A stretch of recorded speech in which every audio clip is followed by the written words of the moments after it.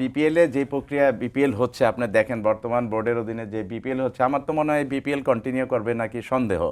কারণ যেভাবে এই টিমগুলি অগোছলভাবে খেলছে বা যে ধরনের কমপ্লেন আমরা পাচ্ছি সেটা আইপিএলের তুলনায় তো এটা কিছুই না, একেবারে একেবারে নগণ্য। কিন্তু আমরা চেয়েছিলাম যে বিপিএলের মাধ্যমে আমাদের কি উদ্দেশ্যটা কি, সেই উদ্দেশ্যটার বিন্দুমাত্র কিন্তু আমরা এটা হাসিল করতে পারছি না।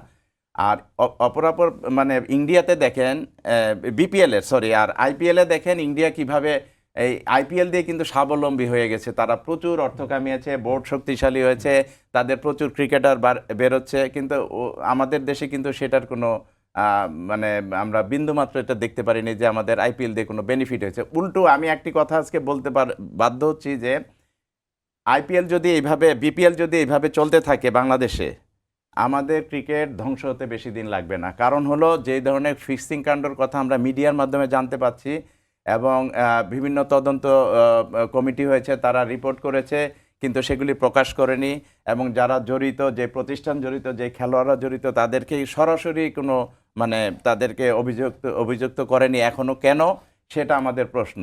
কারণ হলো এটা যদি না করে তাহলে আমাদের এই যে এইগুলি ফিক্সিং কাণ্ডগুলি আমাদের ক্লাব ক্রিকেটে ঢুকবে, আমাদের অন্যান্য খেলার ভিতরে ঢুকবে, তা সেই ক্ষেত্রে কিন্তু আমরা স্বাভাবিক কোনো খেলা দেখতে পারবো বলে মনে হচ্ছে না। সুতরাং এখন থেকে আমাদের সতর্ক হতে হবে।